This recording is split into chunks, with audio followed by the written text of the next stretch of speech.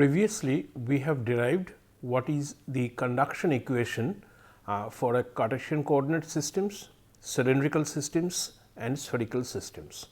In the development of those equations, we have assumed that temperature can vary in all three possible directions, and it can vary as a function of time as well. And there may be a situation in which some heat is going to be generated inside the control volume. So, the equation that we have, that is the generalized governing equation for conductive heat transfer in a solid medium. But we are going to see some of the special cases which arise out of this equation, which has practical applications. For example, in many of the situations we see that a plain wall has layers of insulation on it in order to reduce the heat loss during winter or heat gain during the summer.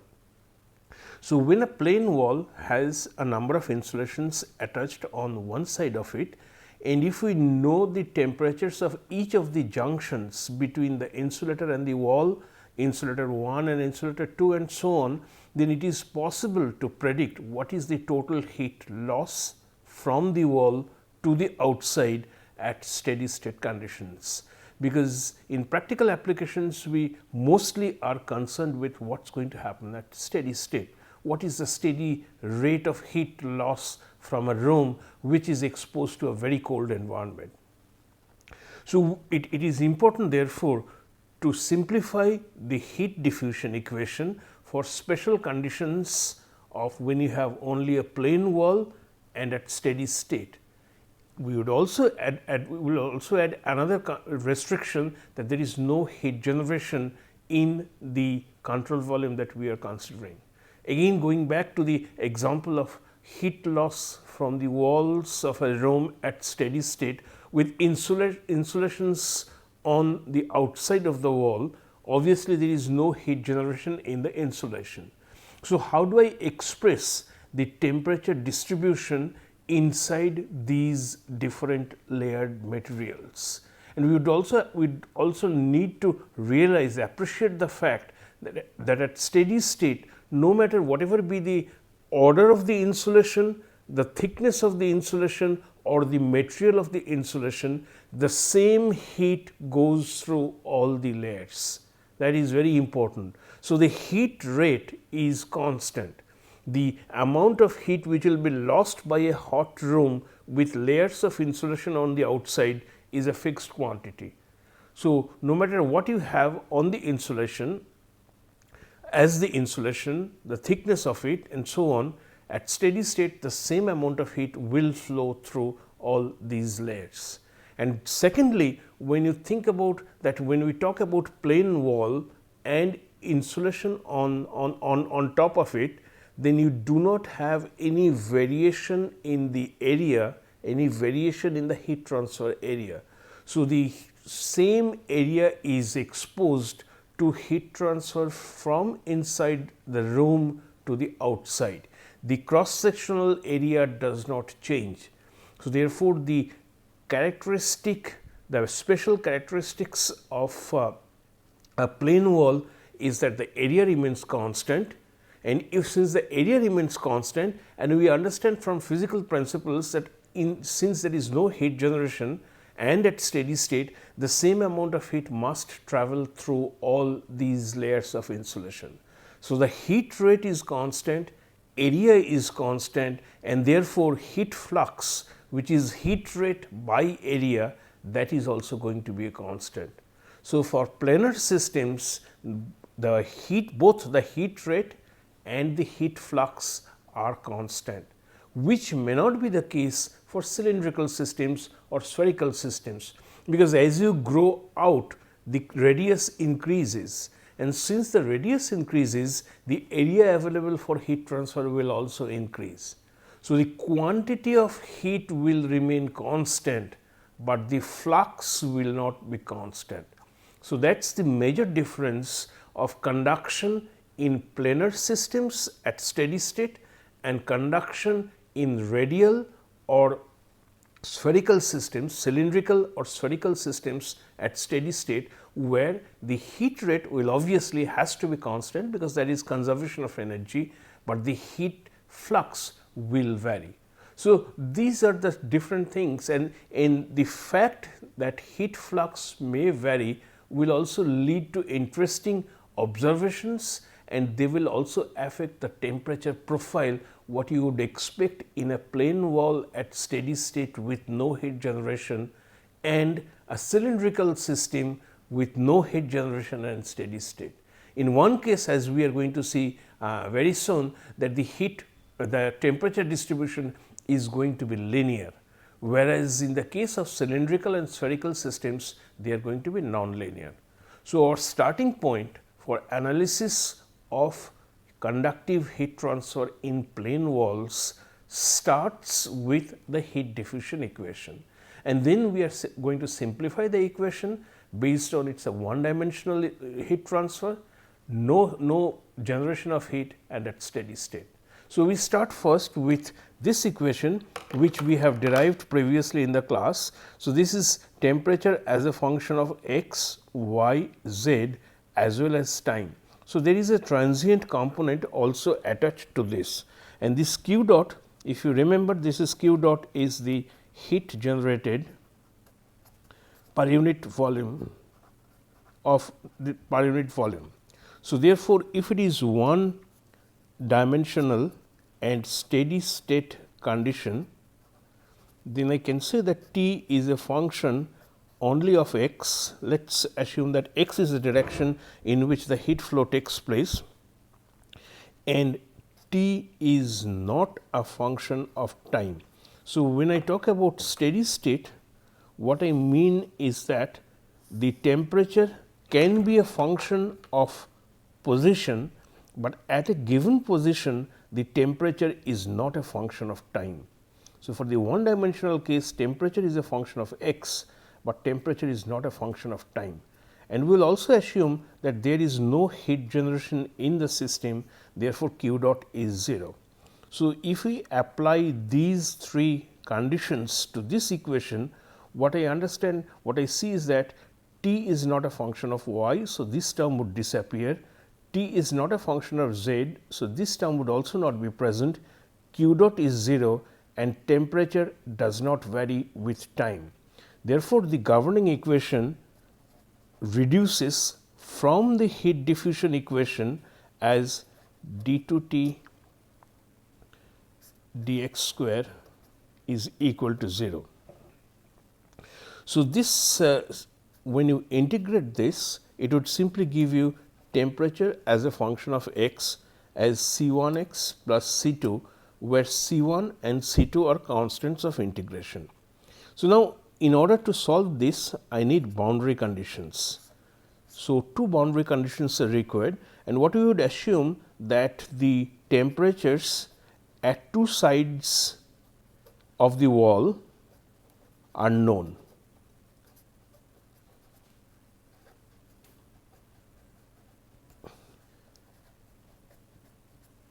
If the temperatures at two sides of the wall across which heat transfer is taking place. So, what I am going to say then is T at x equals 0, that means at one edge of the wall the temperature, let us say, is T1, and T at the other edge of the wall, which is at x equal to L, is equal to T2, and we will assume that T1 is greater than T2, though the derivation, the conceptually it will work fine if you do it in the other way, that T2 is greater than T1, only the direction of heat transfer will be different. So, when you use these two boundary conditions with this profile, what you get, I am only writing the solution, that T x is T2 minus T1 x by L plus T1. So, this tells me that temperature varies linearly with x. So, this clearly again shows that the temperature at any position is a function of x only, and it depends on the imposed temperature difference, which is T1 minus T2. It also depends on the geometric parameter. This L is the thickness of the wall and the imposed temperatures. From Fourier's law, we know that Q in the direction, this Q is the heat flow in the x direction, is equal to minus K times A dt dx, where K is the thermal conductivity. So, one can write, looking at this expression and finding out what is dt dx, is K A by L T1 minus T2, and the heat flux is simply Qx by area, which would be K by L T1 minus T2. So, the important point to note here is that the heat flow, the total rate of heat flow with units of watt and heat flux with units of watt per meter square, both are independent of x. No x appears in any of these two equations. So, as I told you before that not only the heat rate at steady state without heat generation is constant in a planar system, the heat flux is also a constant.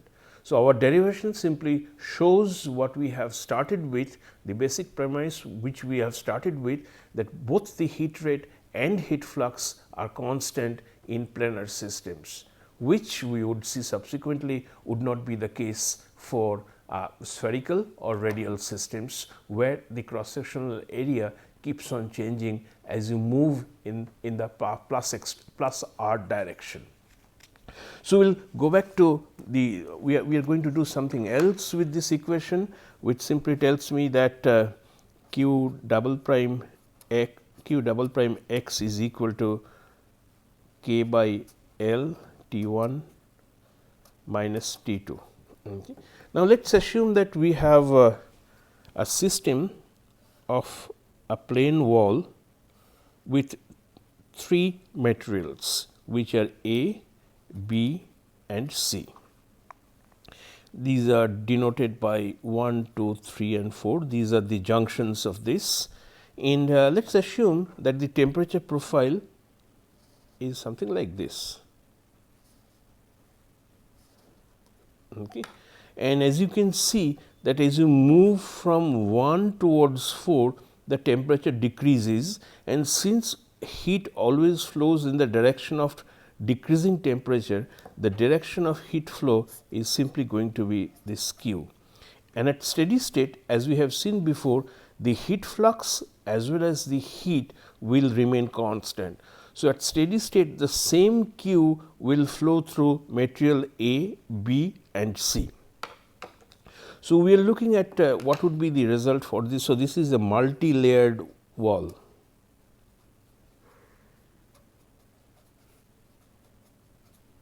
So, in a multi-layered wall, what one I can write, since my Q is constant, is, so this is material A, B and C, this is minus K A times area of the material A, T2 minus T1 by delta X A, which should be the same as minus K B, area remains the same, T3 minus T2 by delta X B, and similarly for the third one, which is minus K C A, T4 minus T2 by delta X C. So, this is nothing but the Fourier's law.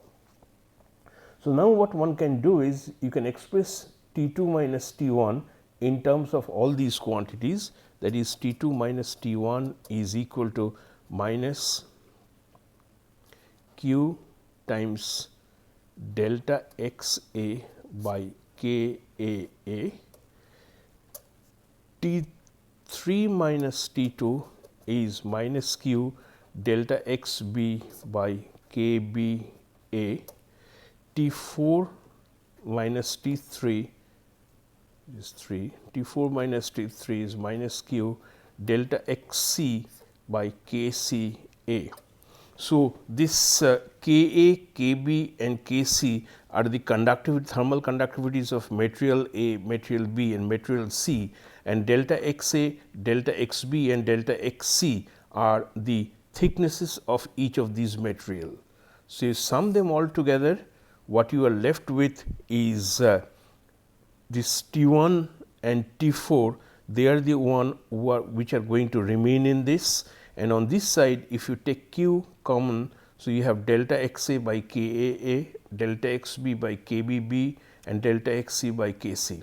So, these are the ones which would remain. So, when you rearrange, what you are going to get is T1 minus T4 divided by delta Xa plus by Ka area plus delta Xb by Kb area plus delta Xc by Kc area. So, this is what you are going to get. So, what is T1 minus T4? T1 is the temperature at this point and T4 is the temperature of this point. So, the total flow of heat between this multi-layered wall is given by the overall temperature difference T1 minus T4 divided by the sum of these three, which is for material A, for material B and for material C. So, I can write, so this we are familiar with this type of equations from other branches of engineering. So, what I can think of this as T1 is one of my potential, and let us say I have a resistance, then I have T2, another resistance and I have T3 and another resistance and I have T4. So, temperatures can be viewed as potentials and the heat transfer resistances are nothing but delta Xa by Kaa, this one is delta Xb by Kba and this is delta Xc by Kca.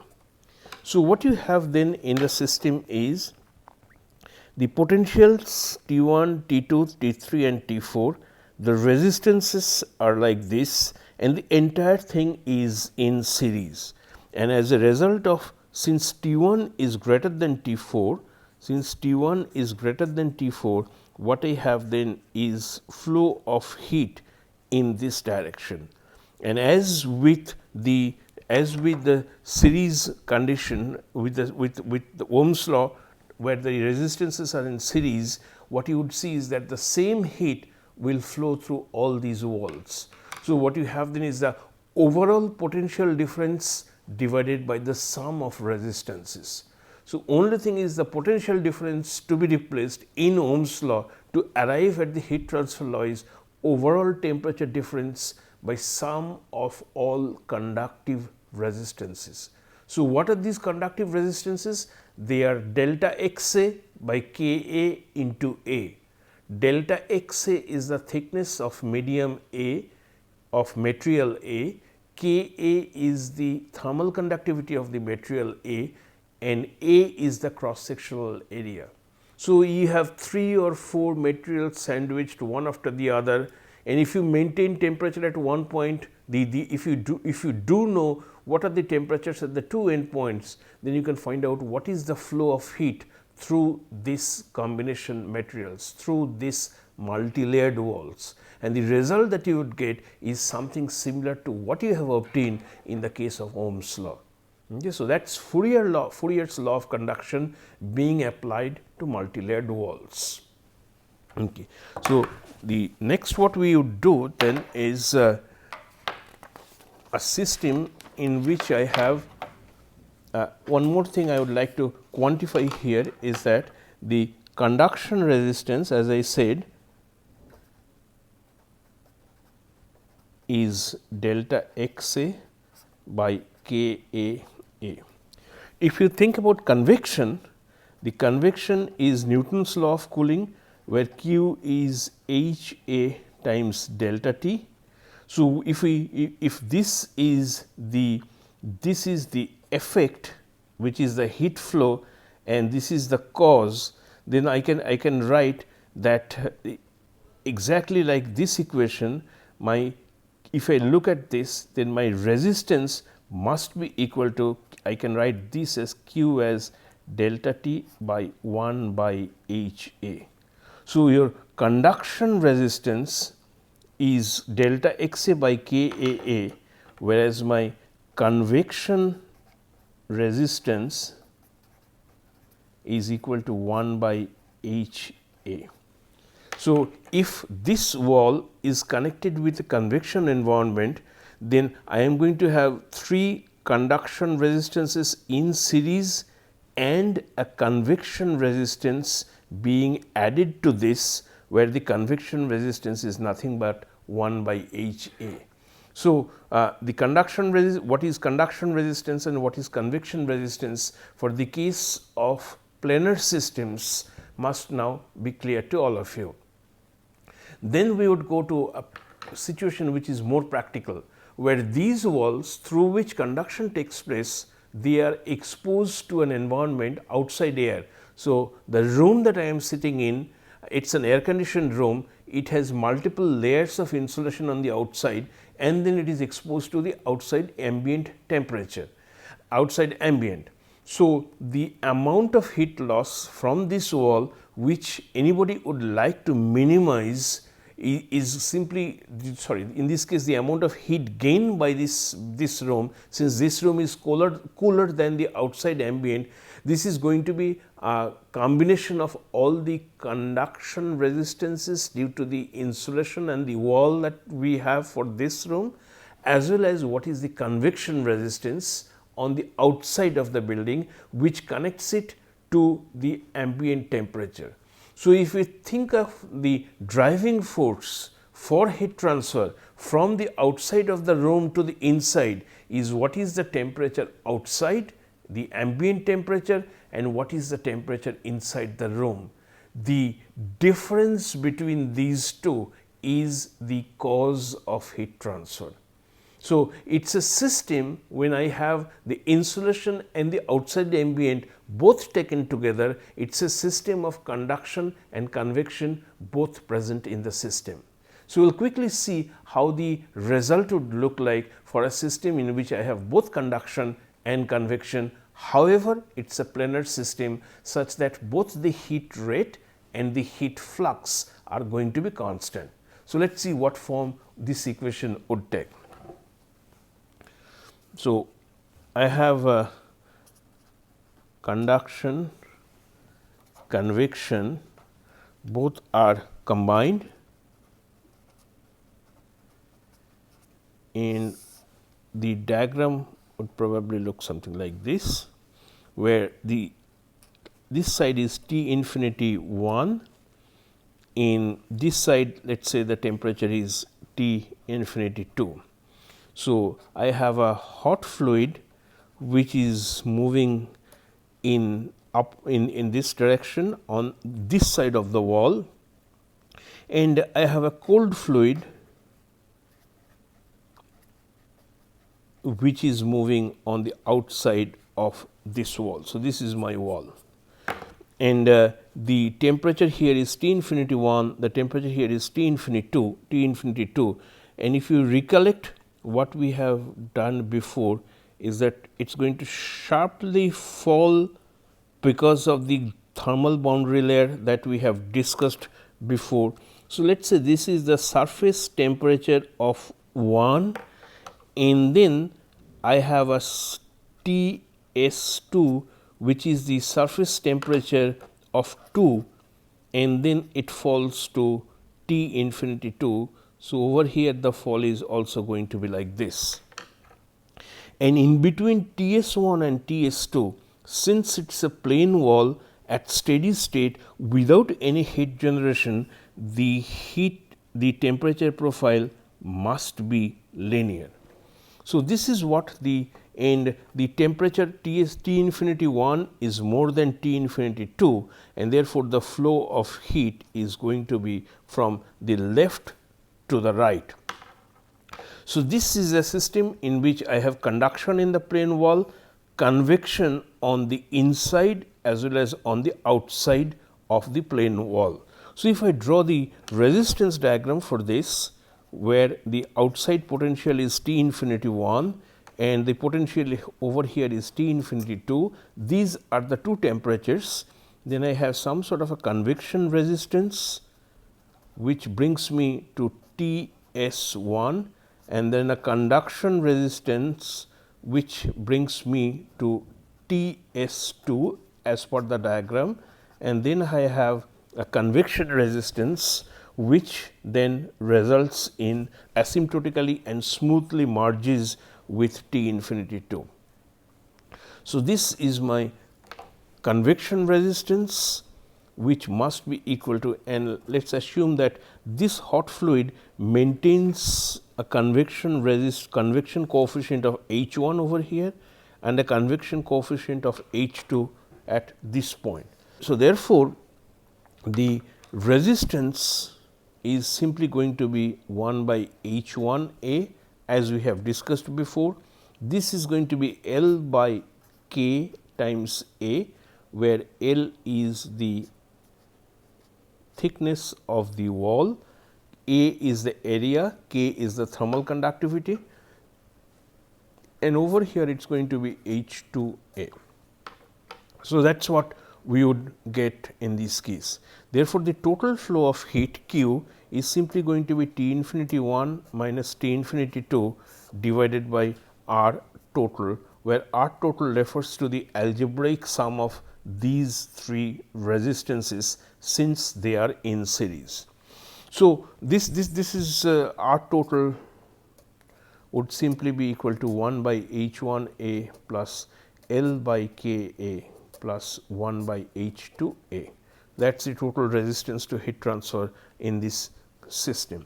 Now, these three are it is sometimes advisable to express these three resistances in terms of an overall heat transfer coefficient, and we would see this the reference to overall heat transfer coefficient coming many times in convective heat transfer, not only in convective heat transfer, but more commonly in the case of designing of heat exchange equipments, where instead of each of these individual resistances, we express them in terms of an overall resistance, and this is generally denoted by the symbol U, and therefore, the Q, the heat flow, is going to be U A delta T overall.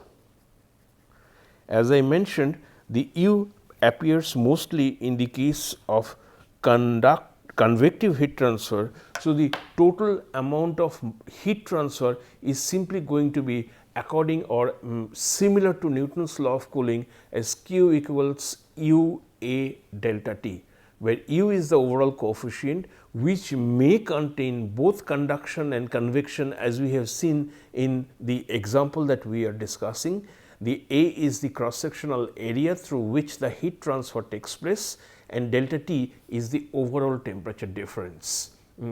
And it obviously does not assume that it is linear or anything, but we understand that it is going to be linear in the solid, but it is going to have a shape which is where the temperature from the ambient comes to the temperature of the surface in a fashion which is consistent with our explanation based on thermal boundary layers. So, it changes sharply from its value at the free stream at the ambient to the temperature on the surface of the wall. So, this overall heat transfer coefficient has significance, especially when we are going to design heat exchange equipments. So, looking at the governing or defining equation of U, the overall heat transfer coefficient, and looking at the equation which we have just derived, which gives us the conductive flow of heat through a wall which is experiencing convection on both sides, I can also find out what is the expression for the overall heat transfer coefficient. So, that is what I am going to do next. So, if you compare between these two, what you would get is that U is the overall heat transfer coefficient 1 by R total R. So, which is 1 by H 1 plus delta x by k plus 1 by H 2.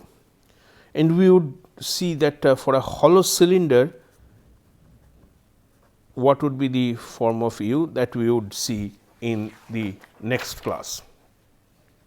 But before I conclude this part of the class, let us just briefly for 2 minutes where we look at composite walls which are slightly different.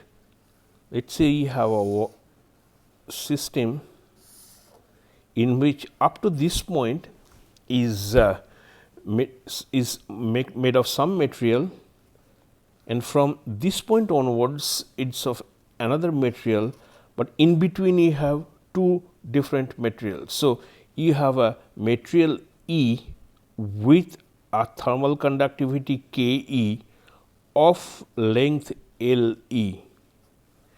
For this one, its length is going to be L F, the thermal conductivity is going to be K F, and this is material F, and I have K G in here, this is material G, and this is material H, where it is going to be L H and K H.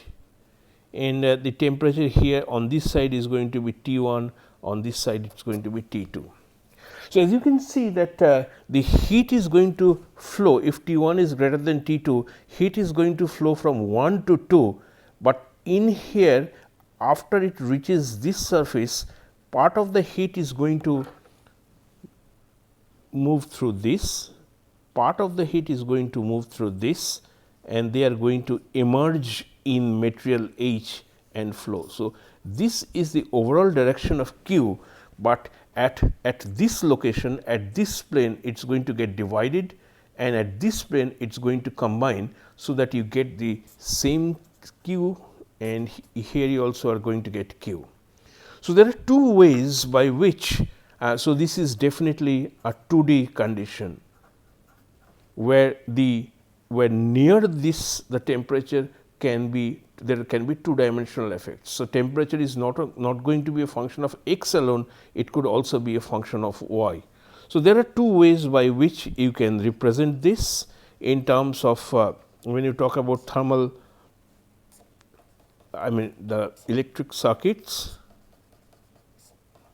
So, you have T 1 on one side, T 2 on the other side, and here the resistance is simply going to be L E by K E A, and here it is going to be L F by K F A by 2, because if I assume that half of the area is taken up by the material F and half of the area is taken by material G. So, that is why I am putting it A by 2, it can be any fraction, it does not matter. 1/3 of the area can be made of F and 2/3 may be made of G. So, appropriately the fraction of area is to be replaced over here, and in this case it is going to be L G by K G times A by 2. As I said, A by 2 is just for this specific case, and over here it is going to be L H by K H, and it is the total area.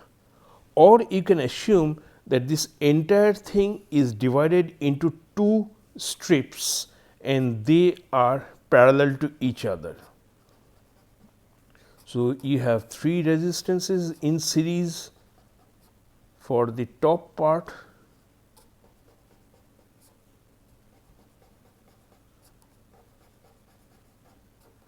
and so this is my T 2 and this is my T 1, and heat is going to flow through this and through this. So, Q by 2 is flowing through this, and Q 1 is flowing through this and Q 2 is flowing through this, where the sum of Q 1 plus Q 2 is going to be equal to Q. So, what are the resistance in this case? This resistance for the first part is going to be L E by K E, instead of A, it is going to be A by 2 now. Instead of A, it is going to be A by 2.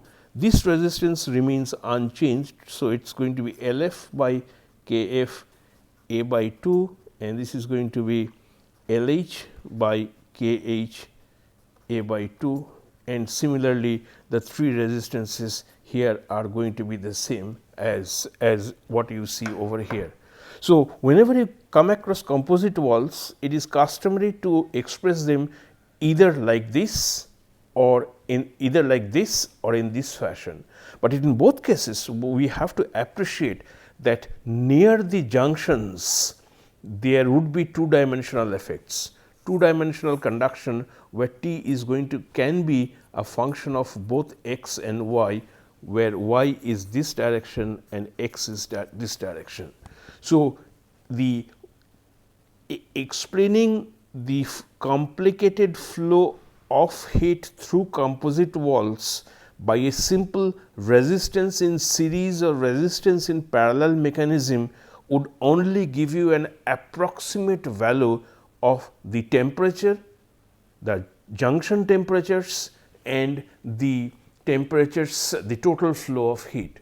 So, this is an approximation, and higher the difference between the thermal conductivities between the adjacent layers, the error is going to be enhanced. So, one should be careful about expressing the results in this specific form, and most of the times it is going to be dictated by how fast you want a result, whether or not you can tolerate approximations, and what is the physical condition of difference in thermal conductivities such that the difference in temperature across a fixed x is not that significant. So, that has to be taken into account before you start solving it.